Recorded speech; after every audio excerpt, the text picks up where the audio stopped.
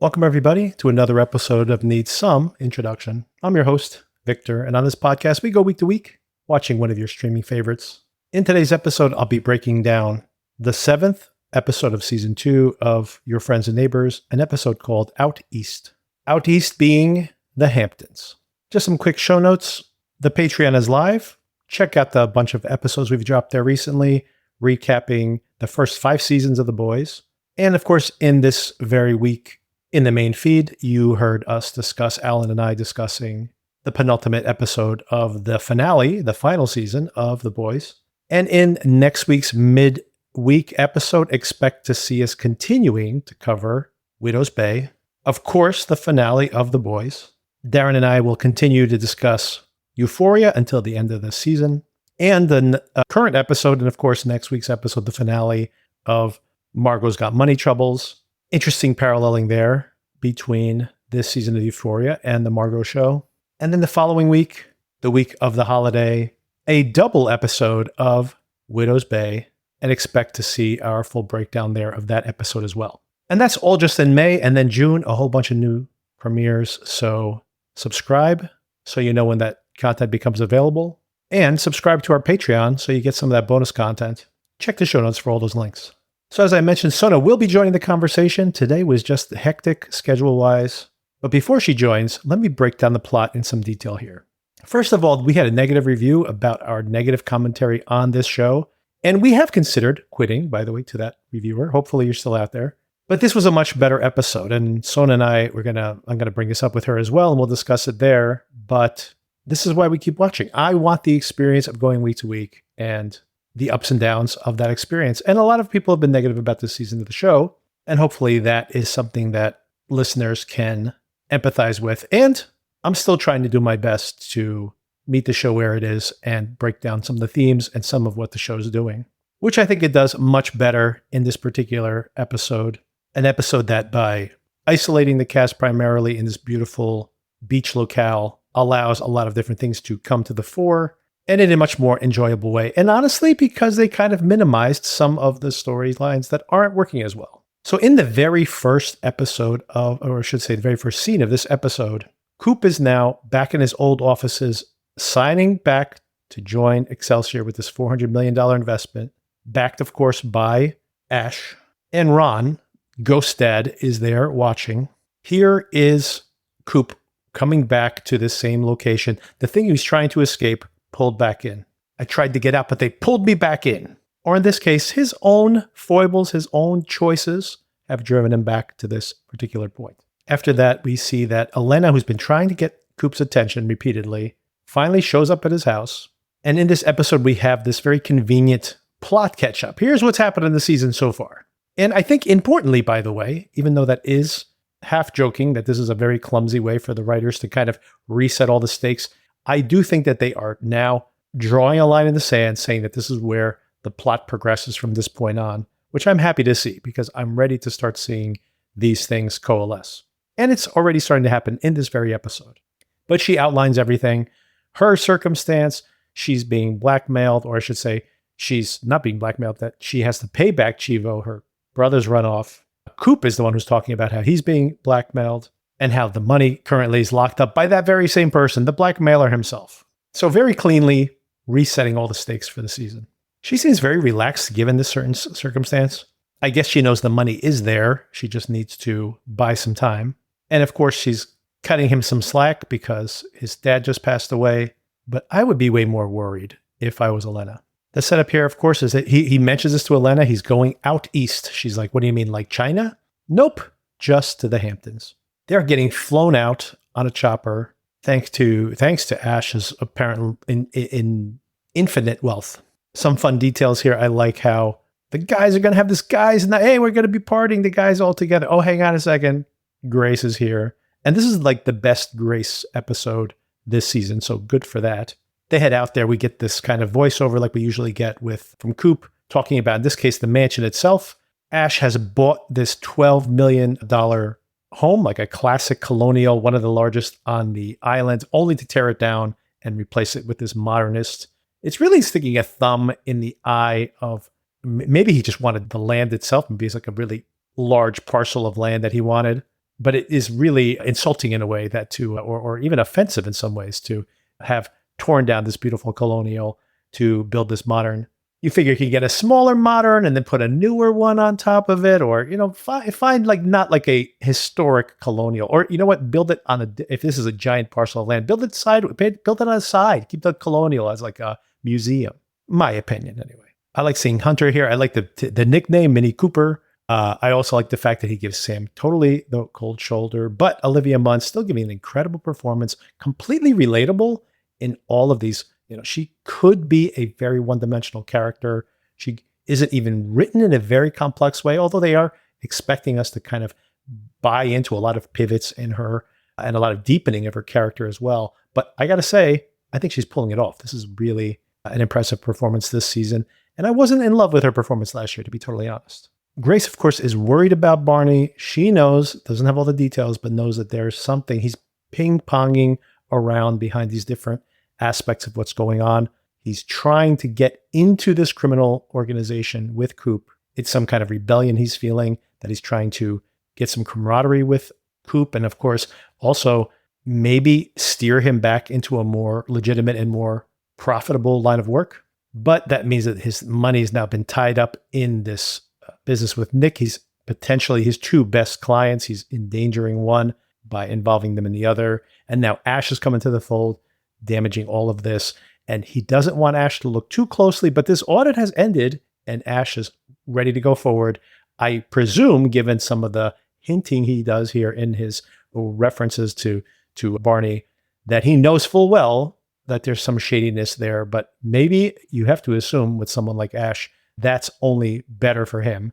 This is relatively small beans, and he knows if he's got you compromised in some way, that just gives him more leverage. So I think that he's totally fine with that, and Barney's the one who's in the crosshairs here, especially in his relationship with Nick, which is, of course, more and more important as this has gone on. The FBI shows up at this point in this morning meeting, and there's some panic involved. I do wonder if this is all a performance, but it does seem that this is probably legit. I think we probably just have to read it as what it is on its face, that the FBI is indeed investigating Ash. Ash even has this interesting interaction with Sam later on when she asks him directly, what does he do? He's like, I do import and export. Does that include guns? Well, sometimes. And she doesn't like guns. And of course, has also dealt with the fact that she witnesses a deer be killed right in front of her. Ash is the one who kills the deer. But he doesn't seem, again, this does not seem like Ash is a one-dimensional villain here and is trying to show his power or terrify her. He probably is just honestly getting rid of this deer, which is an inconvenience to him. Where we live, have so many deer. They do need to cull them every single year. They're everywhere here. And people do run over them with their cars. And he, of course, he didn't know Sam was there and did not think at all about the impact this might have on her. But he does react nicely when she tells him, I don't like guns. And he immediately groks what's going on there. Really well done. I especially like Marsden's performance when he walks in on her later, when she's seen the aftermath of the FBI investigating his paperwork that's there in that office where, speaking of ghostly figures, this large print of his wife's face is on the wall. And she says, do you tell me the truth? He's like, I've never lied to you. She says, it's not the same thing. You can ask me anything. And of course, this is where he starts talking about, yeah, sometimes he runs guns. Is it always for people that we are friendly with? Well, that depends on the definition on that day of the week. But especially when he walks into that room, just seeing his face, this complicated emotion that plays across Marsden's face. I don't think he's disappointed that she's looking into this. I think he's disappointed in his realization that this may have run its course. This may be the end of the line. He even asks her directly, is this the end of the line for us? More or less, in his own words. Oh, importantly, I want to mention the fact that Nick is worried when the FBI shows up, that all, his legacy is tied in this. This is like his gym is going to be his future, like his income when his star has faded. And Barney's like, phew, okay, let's untangle ourselves from Ash. And he's like, no, I don't want out. I want to do global expansion. I just want to be a little more cautious about the way our finances are tangled, which is not exactly what Barney wanted. He also sees Grace naked in this moment, and she's not happy about that. Oh, I do want to mention the fact that we see Ash's wife's face on the wall. He says that she got sick. I think that's the excuse he's used. We still don't have details on how she died, but I do importantly want to mention the fact that there's a cinematic reference. Of course, I've been trying to call these out. Coop, of course, watches a lot of classic films. And the first film he's watching is Shadow of a Doubt, the Hitchcock film. Excellent film, by the way, if no one's ever seen it. And in that film, there is Uncle Jack and his niece, Uncle Charlie and his niece, also called Charlie. And they're very close friends. But we know very early in the going in that film that he's actually this murderer, a serial killer who kills widows for their money. And there we have a widow, Sam. She's inherited some money. Is this how Ash makes his millions? Seems very hard to marry that many widows to become a billionaire, but who knows how much money his ex-wife had? Who knows? We don't know anything about her. That night they have a party. Ash's cocktail of choice includes $10,000 vodka per bottle, 10,000 per bottle vodka, and some MDMA, just sprinkled in a little MDMA.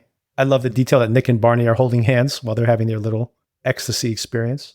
And Coop is also zonked out when Cricket shows up. Cricket, he had run into her earlier in the episode downtown with her son, and they're rekindling this recently rekindled sexual and maybe emotional affair, and they're interrupted by Grace. I want to dig into this more when I talk to Sona, but I did find it interesting that we have these three women that Coop kisses, like back to back to back. First Cricket, and it's this maybe a new romance in finance. She is, of course, someone who's very financially successful, so maybe this is representing that lifestyle, living in the Hamptons, much richer, even richer than he was before, and very much in this world of money. Grace calling him out for endangering Barney, and of course, being the mother figure. He gives her a kiss on the cheek. It's much more chaste, of course, but then you have this representation of the family life that he did not nurture enough in the past and maybe tried to rekindle in season 1. Maybe that's still something that he is vying with in his mind. And of course, Sam is someone who, in a way, he could potentially, she's a criminal, Ash is a criminal, Ash knows he's a criminal. So in a way, it's like they're all in that version of it, that kind of they're outsiders trying to make things work. And he could be honest with her and explain what happened. And he could be, because given that she was in a similar ugly situation. So that's a version of the person he could be. So I do think it's interesting that they're kind of representing that in this particular moment. But of course, just plot-wise as well, they do not hook up, thank God. That would be one complexity that I don't think this show needs at this point. And they're walking out when Ash sees them. And this is very important that he sees them, because I'm sure this is going to be some kind of jealousy that will foment there between them. And we might see a darker side of Ash, which we have not seen really, except for that one time when he called him on the phone and threatened him. But even that seemed to be more playful than it was, kind of like a caricature of the reaction you would expect. But maybe there is some darkness there we have not yet encountered. Much less intriguing, to be honest, is, of course, unfortunately, the reason this episode works is because we have minimized these less interesting female character plot lines. But it makes this a more efficient episode, considering that, like, honestly, that's where the juice is in this whole premise and in this whole show.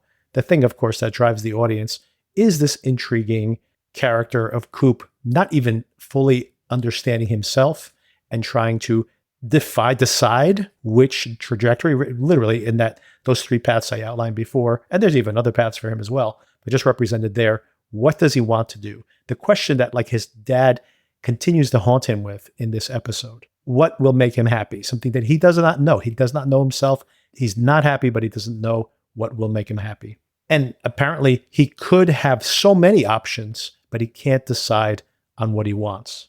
That is what makes the story compelling. And then, of course, the criminal activity as a metaphor for his exploration of those things. And unfortunately, by minimizing these female characters, it's actually a more compelling episode of TV.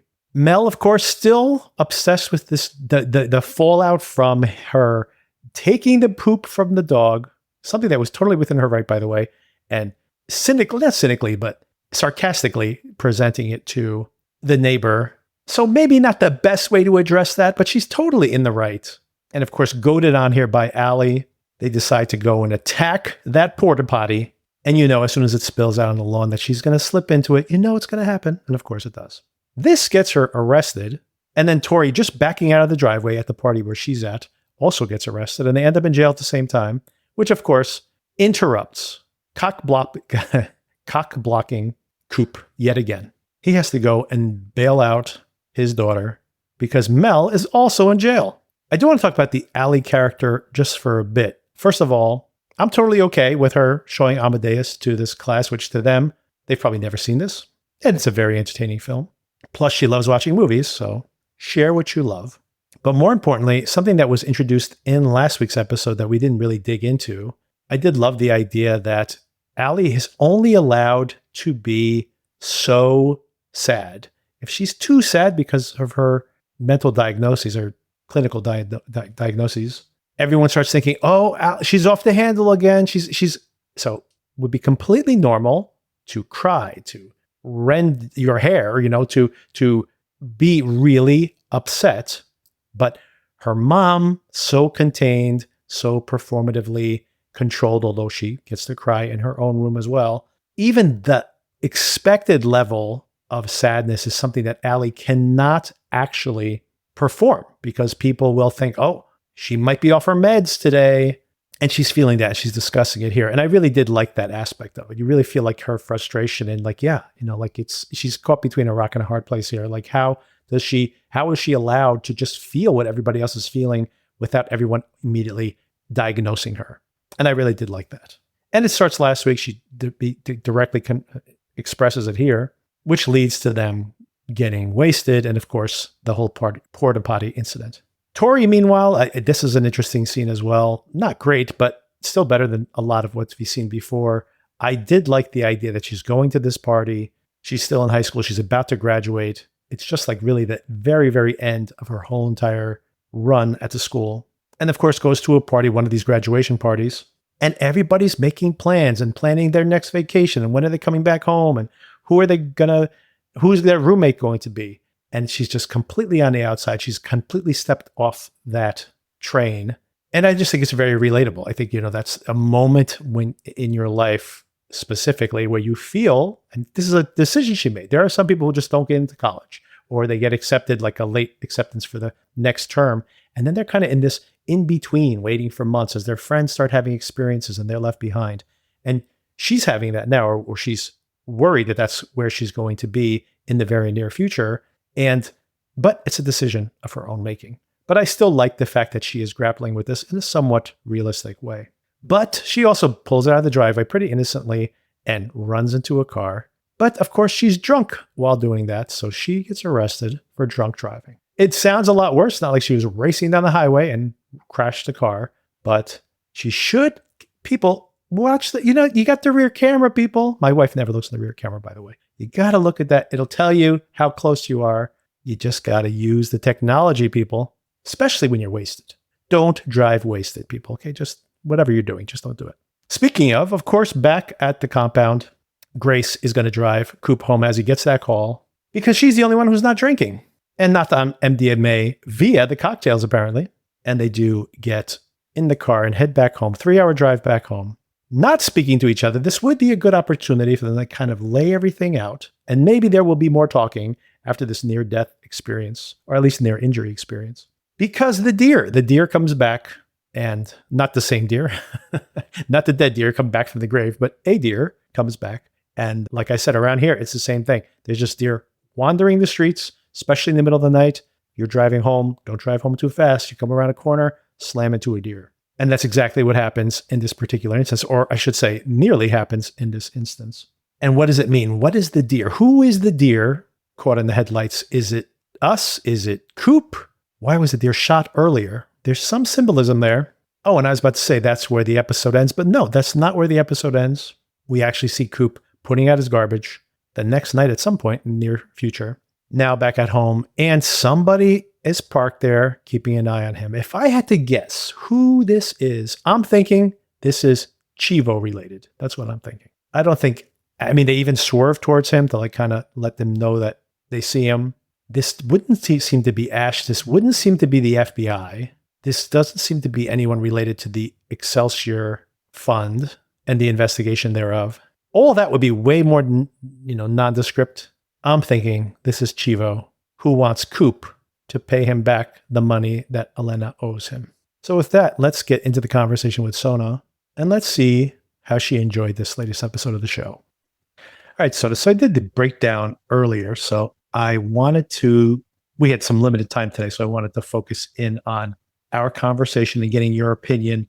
What did you think of this episode of the show? And by the way, for context setting here, we got a negative review this week about why don't we just quit this show if we don't like it? And, not the first to ask us that question. True. Although specifically to this show. Right. And I mean, my opinion, and maybe you have a separate opinion, but I've thought about it, honestly, but still intrigued with the show overall. And I have to say that to that point, I thought this was a pretty good episode of the show, given its current. I agree. So there you go. If that person who I'm sure is not even listening to the show anymore, who gave us a negative review, this is why we hang around. Because first of all, I want to have the experience of a show. This show is very popular, by the way. It's been on the top 10 every single week for the past 3 or 4 weeks. And we're not even at the finale yet. And last season of the show didn't crack the top 10 until the finale. So it's definitely outpacing season 1, although there has been very mixed reaction from audiences as well. And I want to have that same experience that the audience is having. So I just want to have an honest reaction to it. And I like this episode. So that's what it comes down to. Yeah, I'll add, I want to like this show. Right. Agree. And I should like this show. By all descriptions of it, this should be exactly the type of show that I love. So I do totally get it when it might be frustrating for someone who does enjoy the show to hear us essentially complain about it for an hour straight, which I think we did 2 weeks ago. I get that. And I think it's a valid point. But I also think we are cautiously optimistic about the show. And that's why we're still here.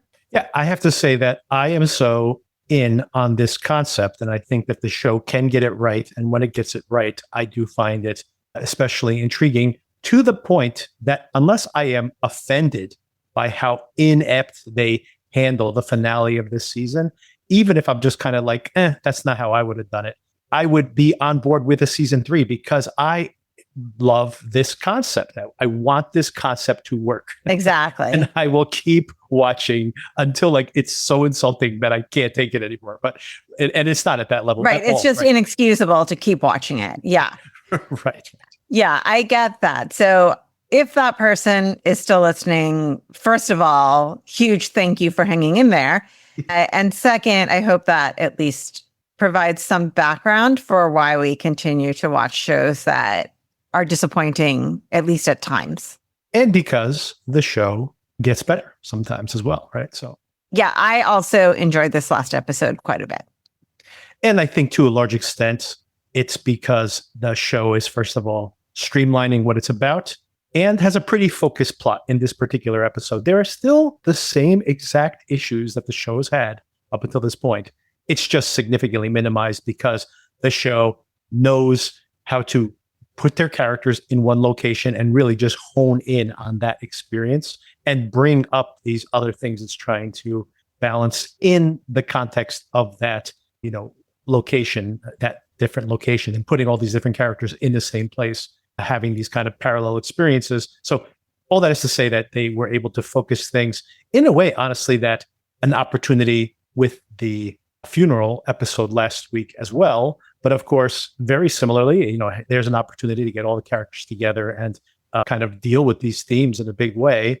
And kind of, for us, we complained about it, a little bit squandered because there was kind of too hazy what it was trying to do, and the distractions of the women still having those issues, which of course are relevant, but not in the context of Coop's father passing away. Mm-hmm. And as a matter of fact, the passing of Coop's dad, that ghost figure that we saw last week, we see it here explicitly in this season, in this episode, I should say, of the show. And not only do we see him physically, Coop sees him, but of course it is kind of hanging over the entirety of the episode, I think in a very effective way. I agree.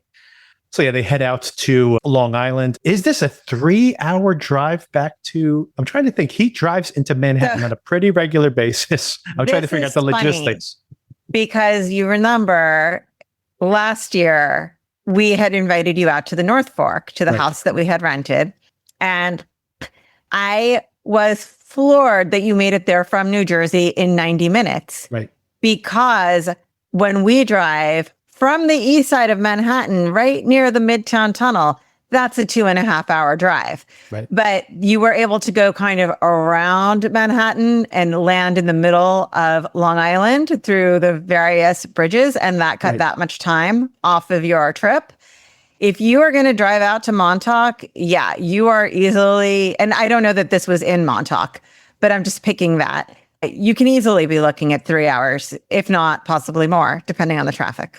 But he's driving to, where do we assume his home is? It's near Connecticut, we're assuming, right? I think I have landed on Westchester for the home. They haven't explicit, I mean, of course, it's a made up town, but they haven't explicitly placed it geographically there, but we're just assuming that's the case, right? He's definitely driving north, right? From Manhattan. Yeah. And I think some of the town names, I think they're not necessarily real towns, but they're like a combination of a Connecticut town and a Westchester town, which is why we weren't quite sure where. But something about this show, for some reason, I have landed that this is in Westchester. But they've actually, like some of the heists they're pulling off on these adjacent towns because of the like whisper network among the maids are real towns up there, right? So I guess presumably they would be working, I should say, in a similar geography, right? So we're probably right about that. Westchester and Connecticut being very close to each other. It's not like that's far in any case, but yes. And you raise a good point. Maybe the same way you got from New Jersey to the North Fork so fast, he should be able to get from Westchester to the Hamptons that fast. He's coming over I'd assume he's going to GWB and then north, right? So I said, that was the way we went. I forgot about that. Everybody out there, by the way, we did not go to a house this luxurious. We were at the North Fork. This is where the working class folks stay. Yeah, I consider myself very much a North Fork person and not a Hamptons person because I just can't keep up with the Joneses to bring it to the theme song. That great theme song. In the Hamptons. But I will say, once you get out to the Hamptons, it's basically like there's a single road taking you down that entire fork. So even if the trip out to the Hamptons was not that long, you could add an hour just being on that single road. Well, that's a good point. But they're driving, I assume, in the middle of the night here. That's how a lot of people do it to avoid the traffic. Yeah. That's how we did it that night, too, and drove out there. Yeah, you came late. Okay, so in that first scene, we have Coop. He's signing on to the Excelsior again. He sees his dad there. And what do you make of that? There's the last shot there. He's looking out the window, looking at that skyscraper in the distance. And I couldn't place his expression. Is he like regretful? Is this like a return for him? I wrote down remorse, regret, or return. I wasn't sure which of those he was feeling, or maybe a combination of all. I felt like the idea was that the dad was kind of disapproving. Sure. And here you are again doing the same thing, and I have the same worries. And I think he was reflecting on what the dad's girlfriend, for lack of a better term, had said about how maybe he's never happy, he's never going to be happy, that he just wants too much kind of thing. You know what I didn't think about at all until this moment, believe it or not, this late into the show? Excelsior is like the state model of New York, right? You'd think I would know. I don't. Yeah, I believe that the state model of New York is Excelsior. Let's Google it. just made that connection here. I mean, in my notes. Yes, the official state motto of New York is Excelsior, which means ever upward in Latin. There you go, ever upward. And all those skyscrapers. On your part, wow.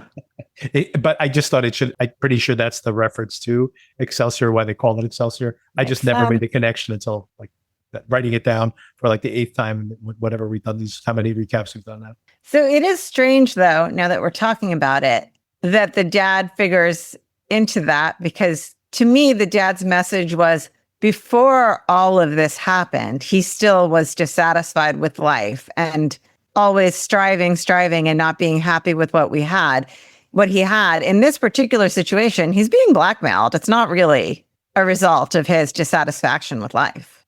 Well, I mean, I think that first of all, I'm not sure That's how he got there, I guess. Right. Yeah, that's what I was about to say. Is that I think what it is like these are the decisions I've made that have and the consequences are now, yes, fair. And now I'm back here again. It's not like I'm back here again because I love this job. It's like I'm back. Yeah, well, because I just can't get away from loving money. Yeah, it's exactly right. It's just like no, I'm back in the same place again, and it's all my doing. What all got set into motion by his dissatisfaction has landed here. Exactly.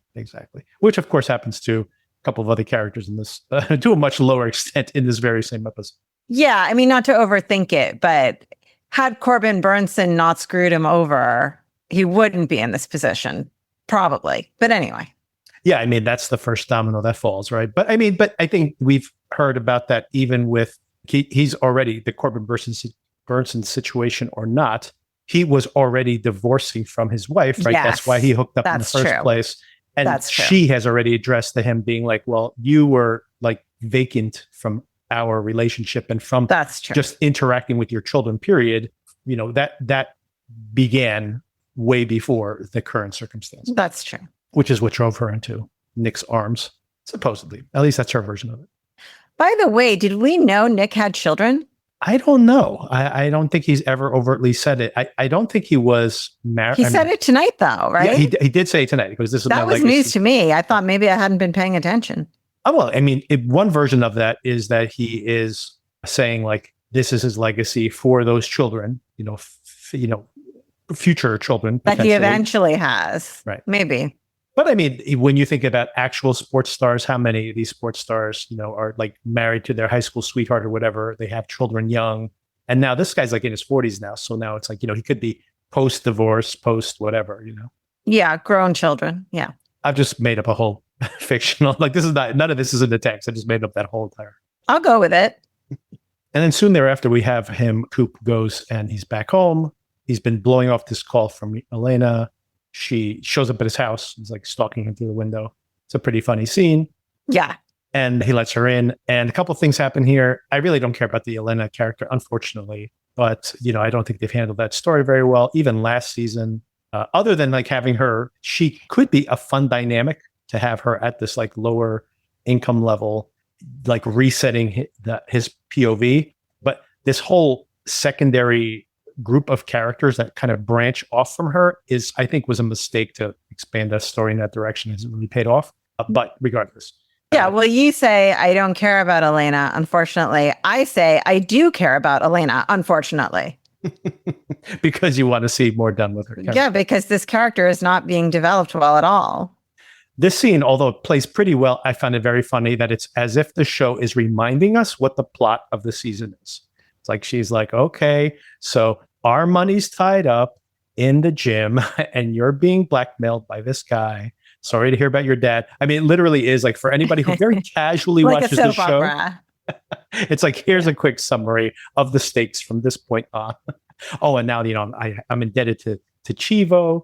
She seems pretty relaxed about this, given the fact that like we know that Chivo is not going to be very level-headed in the way he handles this. So she seems pretty cool about this.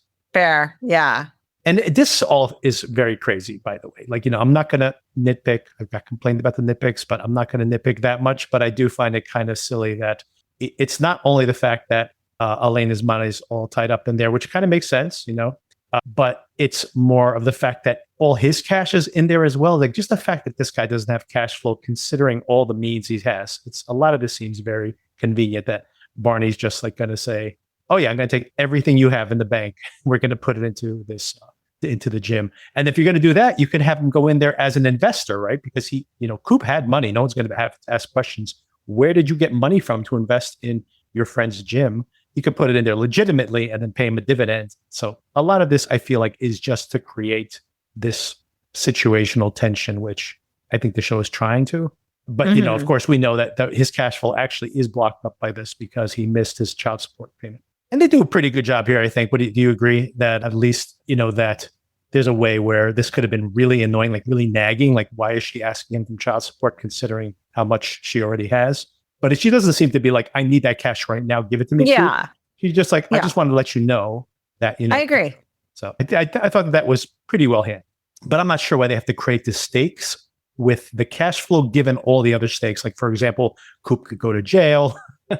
Coop could have to like help a gun runner and embezzle his goods into the country. Like, those are pretty high stakes. The whole idea that the check isn't clearing as well seems to be not that pertinent for upping the stakes for the show. I have something in my notes here about the movies he's watching this week, because of course he's always watching movies, and I'm always. I didn't recognize clues. any of them, so I was hoping you would enlighten me. Yes. So the first one he's watching when Elena shows up at the house is Shadow of a Doubt. So this is a Hitchcock movie. So here's where you can get some clues here, possibly. This is one of my favorite Hitchcock films. And this is not a spoiler for that film, which is, first of all, 80, 90 years old, but also because it is one of my favorite, just period. It is the story of this older gentleman. His name is Charlie. He's an uncle, and he has a niece who's also called Charlie, or her nickname is Charlie. And he has this very tight bond with Charlie. And then when he comes into town, all in the headlines is the fact that there's someone who is killing these widowers and taking their money. And little by little, Charlie and her uncle, who have this really sweet relationship, it starts to be pretty clear that he is this killer.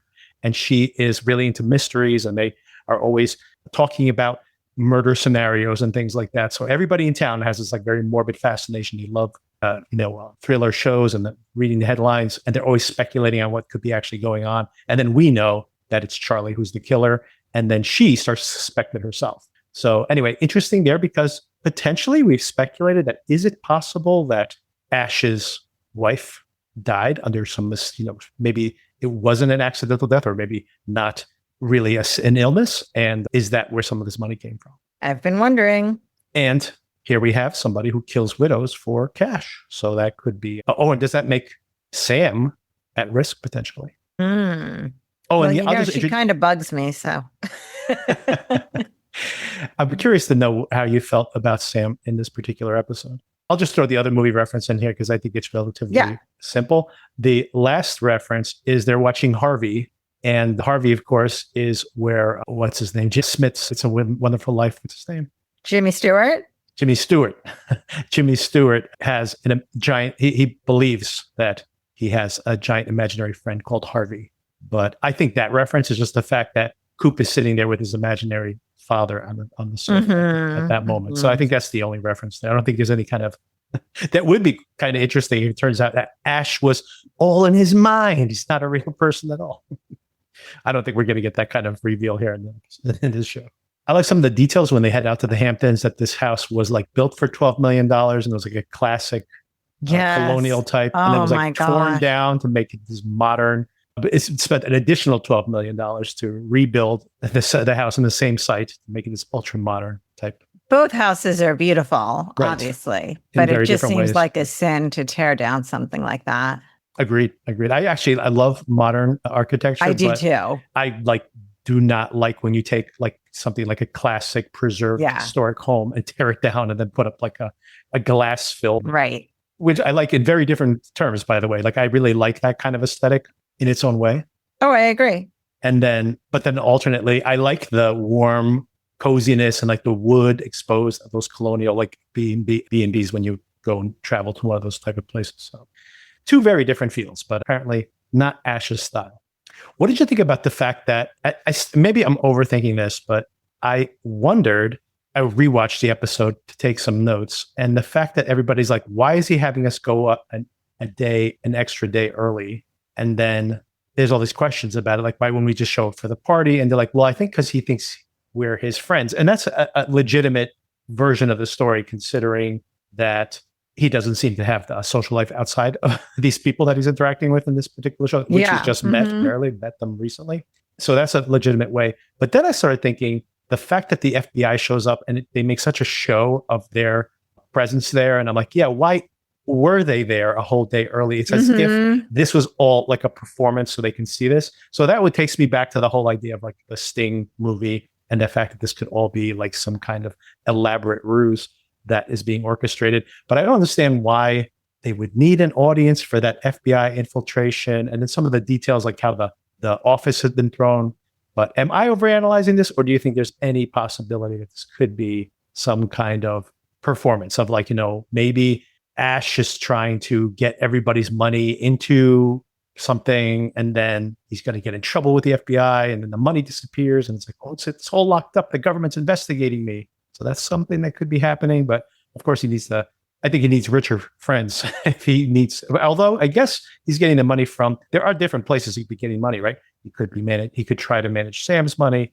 He could already have his access to Nick's money. So could be a way that he could be setting something up. Or am I overanalyzing all of this? No, I think it could be. It's interesting. I brought my own personal experience into it, which was nobody really goes to the Hamptons for just one night. You just don't. Mm-hmm. Although, if you were taking a helicopter there, maybe you would, because it's such a short trip. Right. I don't know.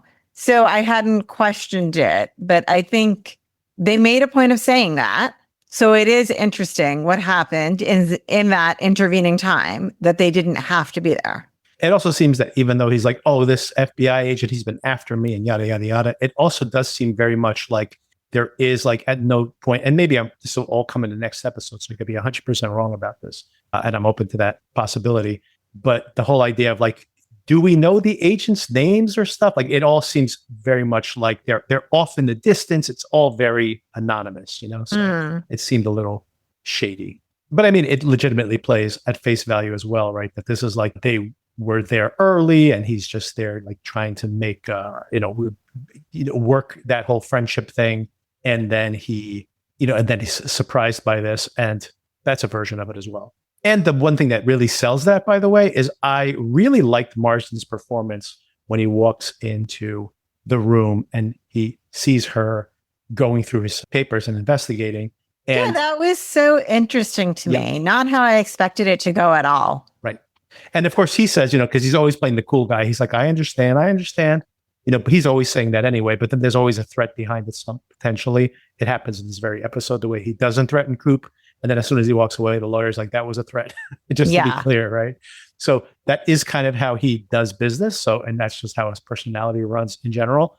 But the reason I thought it was so good is when Marsden walks in, there's this look of like, he just kind of sighs and there's this resignation, like as if he already knows, like it's not gonna work out, And there was something really like, he really felt a little like hurt or worried.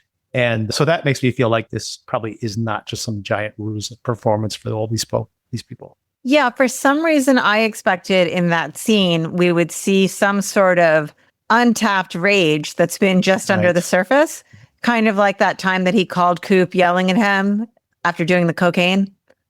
Right, exactly. So it surprised me how he responded to that situation. And I also think she didn't seem nearly as freaked out to be caught. I would be really flustered. She's proven that she can be pretty inscrutable as well. So she pulled that off last season. So, and we see it here a little bit too, right? When she's like, you give her kiss somebody and it felt like the opposite. And then she gives him a more sincere kiss. But then when she leaves the room, she's like, right. You see that her face drop. What did you think of Sam? I think I again continue to think that Olivia Munn, a character I did not really like very much in season 1 and could easily despise in this season of the show, is giving one of the best performances of all these folks. And I thought she really, again, does a really good job in this particular episode. Yeah, I think she's making this character as likable and relatable as she can be. And I'm not a big Olivia Munn fan, probably for reasons tied up in my John Mulaney right yes dislike, but which is not a little collateral damage there, a little not necessarily fair to her. I'm hung up on everyone's personal life: John Hamm and Jennifer Westfeldt, Olivia Munn, John Mulaney. But I do think she's doing a good job here. I just still have a problem with the premise, which is not the actress's fault whatsoever. Yeah, right. From the performance standpoint, though, I do think it's to the general point that it's very easy to be like, she's forgiving him. Now she's worried about him. Now she doesn't trust him. Now she does trust him. Now she's, wants to be in love with him. Now she wants to be out of the relationship. It could feel really like all over the place. And she actually feels conflicted in a completely believable way, which I think does a lot to sell the character. And even just the way she reacts, like when she's alone with Coop all of a sudden, and she doesn't know how to, she wants to tell him, sorry, I heard about your dad, but she doesn't even know if it's like her place to say it. It's all very relatable. Like, as once again, as ridiculous and as easily to despise as this character is, I actually relate to her moment to moment in the show. Yeah, I get that. And I don't disagree. What did you think about the whole situation with Grace and how she, first of all, shows up on the plane? He's a guy's trip. Hey, guys trip. Oh, wait, Grace is there. Very pregnant Grace, suddenly very pregnant looking on the show. They like went from like the 1 month padding to her body to like a 3 or 4 month padding to the body. But maybe time has passed on the show and we just didn't notice. But maybe this is 3 months later, for example. But what'd you think about her? I did like, again, on the show that, last season we kind of complained about the fact that this weird thing happened to Barney getting run down in the street trying to protect Coop, and how there's like people aren't asking enough questions. And I think Grace was suspicious, didn't want to talk to Coop and such last season. But I did especially like in this particular episode, her just coming right out and saying it, going like, you almost got him killed. Like, just like no bones about it. I know something was going on. I still don't know the details of it. Barney won't tell me, but you need to protect us, basically. And you need to protect Barney specifically, but he's going to be a dad again. you cannot be risking everybody's lives. And Barney's going to stand up for you, but that doesn't mean I am going to. And I did like this. She's been kind of like just an ornament so far this season. I felt like this kind of gave her a little agency. Yeah, I think to try and cover everything here, I don't know what Barney was thinking, bringing her along and springing that on people. I don't think you should do that to your friends, whether it's a girl's trip or a guy's trip. If someone has decided to bring their significant other, you need to give a heads up. So I'm not sure what that was about, or even why she was there. But I do like that we're seeing more of this character and getting more insight into her. And she's being assertive in the name of protecting her family. I like the idea of her and Coop having some sort of independent conversations, which I don't think we've ever seen before. I really like how they paired them off at the end to drive back. But they're not talking in the car, which I guess maybe neither one of them wants to have a conversation at that moment. But I do hope that when we pick I think things they're up, both processing everything. Yes. And they almost run down a deer. What did you think this says, by the way? They're saying about the deer specifically. The symbolism of the deer here, right? Yes. Mm-hmm, exactly. What is it? Because is this deer related to the other deer that didn't survive the episode? Right. Yeah, this deer lived, the other deer died. Yes. I'm not sure where it feels symbolic. I'm not sure what it's symbolic of. Yeah, my last note in my note-taking was, so what are they saying here? Like, is the deer either correctly that, it's this idyllic, Olivia Munn's Sam is looking at the deer in that morning below, and it gets killed by Ash. And then, of course, that's brutal that, while she's watching, has this trigger of having heard her, witnessed her husband kill himself. And now I don't like guns, which I really like that way she said that. And of course, Ash being like, oh my God, worse. So all of that was really well done. But of course, the deer gets killed and just disposed of, just inconvenience. But he's like, well, you might think they're nice and everything, but they are like actual vermin, and there's car accidents here all the time. And then we end on almost having a car accident with a deer. So is he right that these are just vermin? Or the other version of this in my notes, I said, or are like the deer, like, all this these billionaires building their giant homes out on the, the edge of the, Long Island, and that they are the deer just roaming where they used to roam before are just like collateral damage. They get shot or run over, but like they're just innocent and oblivious to all this. Humans are the invasive species. Right. So are we, the commoners, are we the vermin that's been exterminated by the billionaires? Or are the deer actually the problem? I guess it all depends on whether you're worried about the billionaire who's going to get caught up in all this, or you're concerned with the deer. I guess it depends on where your loyalty lies. Right. I will say it is very true to this area that we get overrun with deer sometime. And if I saw anybody decide to deal with that by shooting a deer right in front of me, I would think they were absolutely bananas. Well, I would assume, by the way, that Ash did not know that she was there. That, he was just walked out on his patio. Yeah, still though, even if somebody told me I shot a deer this morning, I would say, what the F is wrong with you? Right. Yeah, I agree with that. But I'm just saying that, I don't think it's as calculated. There's a version of this where you can read it as calculated as he just shot the deer right in front of her. But his reaction when she stands up was like he didn't know she was there. So I do think that's fine. I didn't intend to murder it in front of her face. That's fine. I still think it's unhinged. Yeah, I agree. Like you just that's your casual thing. You wake up in the morning, walk out on your patio and shoot any deer you can find. And then have them like wheeled away. Speaking of that, I forgot to bring up in the confrontation between Sam and her. And of course, these scenes are all related throughout the episode. But she is asking him, like, so what business do you actually do? And he kind of confesses that when he's an arms dealer. Arms is something that we ship. And guess what? The United States itself ships arms all the time. And she's like, so you only ship American arms? And he makes an interesting point. And given the fact that you are a lawyer, and given the fact that your husband is a Navy man, I'm going to ask you about maritime law. Apropos of really nothing, practically. Good luck. But it did make me think about the fact that, like, how would that be handled? Once again, probably not your expertise at all. But I am curious. By the way, we have a lot of lawyers who listen to this podcast. So anyone out there, if you can answer this as well, email us, needssomeintroduction@gmail.com. And I am curious about that whole, what does happen when you're like working? You think about the situation right now where someone that you legally can do business with, and then it changes from month to month sometimes. And of course, that changes with administrations. It changes with certain trade policies that are in place, which even have certain finite end dates.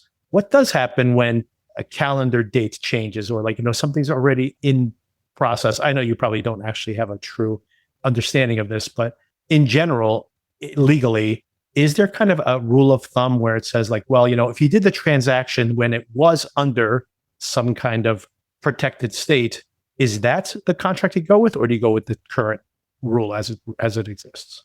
So I am a litigator and not a contracts drafter, but I would assume that if I was dealing with this type of area of law, I would be very clear in the contract about future legality or illegality and the contract's compliance with the laws as they exist at the time that you are executing each action under the contract.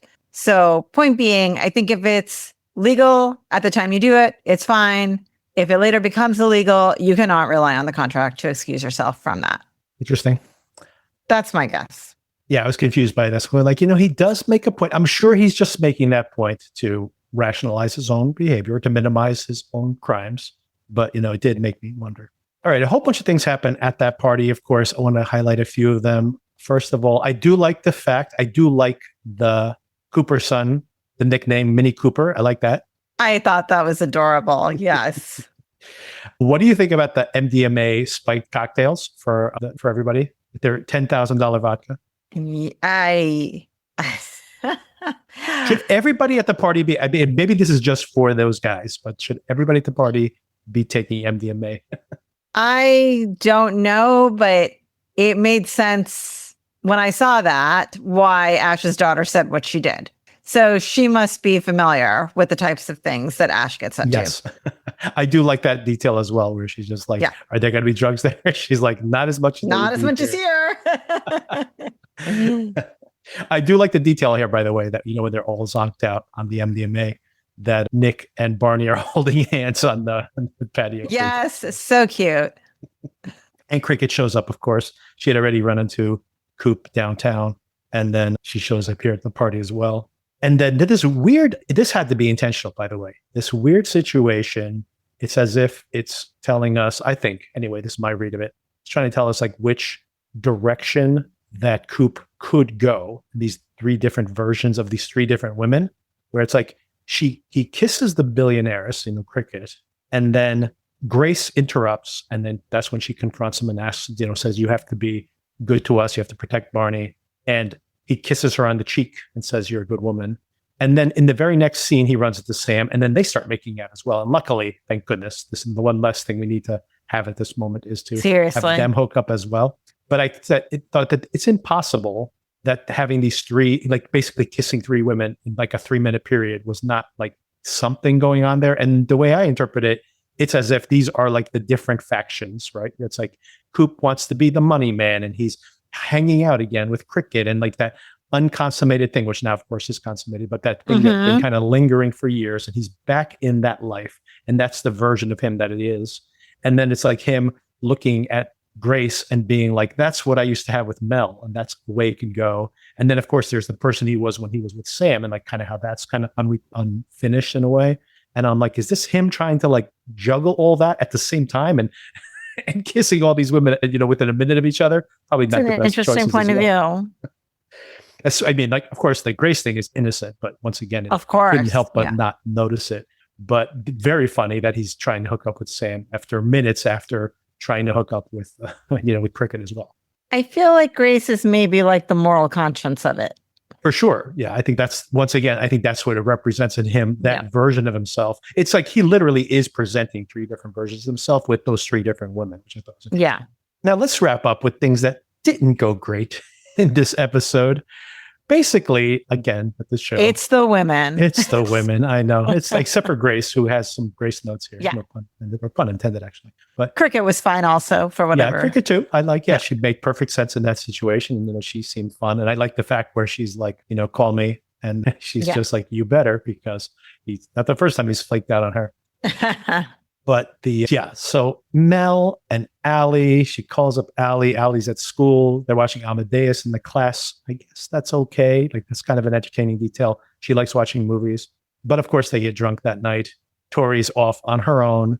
And all these women end up getting high or drunk and getting into trouble that night. Mel and Allie go to tip over the porta potty. This ongoing situation with this war going with the neighbors. And all of that was just very silly, I thought. And of course, you knew as soon as she's running off, I'm like, she's going to slip right in that poop, of course. Yep. So, she's been stepping in poop, and now she's literally face planting into it here in this episode. And all of that was pretty silly, of course. Silly, but not in a fun way. I think they think it's a rollicking good time. And it's like, I don't think anyone's really vibing with this part of the show. Yeah. And Tori with her friends. I think there was a little bit of that before the accident. I think it was kind of interesting because that does feel realistic, that she's like made this decision. And then all of a sudden she's going to these parties and everybody's talking about where they're going to school and what their plans are and when they're coming back for Christmas or whatever. And she's just like, I'm not in that world at all right now. And she starts to question, right? Like, did I make the right decision or not? But then again, she's like, I completely agree. I like the fact, again, like we were saying before, I like the fact that she even says it here where it's like, but why would you make these choices about, who you're going to be at this early in your life? And it's just like, figure that out. You go to college and ask all those questions, and that's what you're there for. But, she's just a kid played by a 30-year-old actress. Is she? I didn't realize that. I'm probably exaggerating, but she's she's definitely older than teenage, of course. They're all always aged up. I don't think she's 30. She's probably like 25, 26. And of course, so she backs up into the car. I mean, I'm not sure how old her tech package is on this car, but is it an Audi? My wife used to have an Audi and they had a terrible tech package. So maybe it's true. Maybe it's an older one. But it doesn't warn her that there's a car behind her and doesn't automatically brake. She slams right into it. And because she's drunk, just pulling out of the driveway, but because she's drunk, and a police officer is conveniently right down the street. Just right there. Yeah. Maybe they got called in as a noise ordinance. And that's how they leave it. I do like the one detail when Mel's walking by and notices that she's in there. She kind of does a double take. That was fun. But other than that, in general, doesn't really work. And of course, now Coop has to drive in, or Grace has to drive him back to go bail them out of jail. So what do you think? What do you think for next week? Things, of course, are escalating. We have, here's an interesting detail I wanted to circle back on. That one of the things that happens here is that Coop is given the option of managing even more of Ash's money. And then he says, do the math, 5% on that is $20 million, which, by the way, if it's more, he's saying, it's all of it, then all of it is more than the $400 million. So his commission would even be higher. But regardless, it's obviously it changes things for him, but it makes him a money man again, which is what he's trying to get away from. But once again, hey, 20 or 40 million, whatever this ends up being, 20 or $40 million will solve all of his money problems, except for the fact that it puts him back on that treadmill again, right? Where it's like, because he had all that before. Worse than back on the treadmill because you're in bed with dangerous people. Right. It works, correct. Because like now, before you could kind of have like, I don't know exactly what they do. I just manage their money. But like now he's very tightly coupled with what's going to happen with these people. So yeah, I am curious to see how it all plays out. Me too. Cautiously optimistic. Hoping for the best. By the way, as part of this new podcasting network, there's another couple of podcasters I've been talking to who are also watching this same show. And we were thinking about doing a crossover episode at the end of the season where we can have like a crossover conversation where we can talk to them and then they'll include it in our feed and then they'll talk with us and include it in their feed. Little cross promotion. We just got to figure out the logistics of when can we all record at the same time. Seriously. It's hard enough to get 2 people recording at the same time. 4 people. So true. We'll see if it's possible, but we'll work that out. But yeah, so that's something to look forward to, everybody, when we get to the end of the season, which is now 3 episodes away. How many? 4 episodes? How many episodes we got to go? I'm not sure. Episode 7. So we got 3 more to go. All right, Sona, thank you again for the conversation. Thank you. Go Cavs tonight. Oh, okay. It's the easier matchup. No, right? You get home field advantage. You want to cheer for the Cavs. I guess if the Knicks aren't playing, I'm not paying attention. Yeah. Good point. The Cavs could wrap it up and then you could wrap it up at home. It would be easier for them. There you have it. The matchup, their Knicks are 3-0 against them this season, I think. Love it. That's the better matchup for them for sure. So go Cavs. Go Cavs. That's right. But only until the next round. Of course. All right, Sona. I'll talk to you soon. Talk to you soon. Bye. Bye.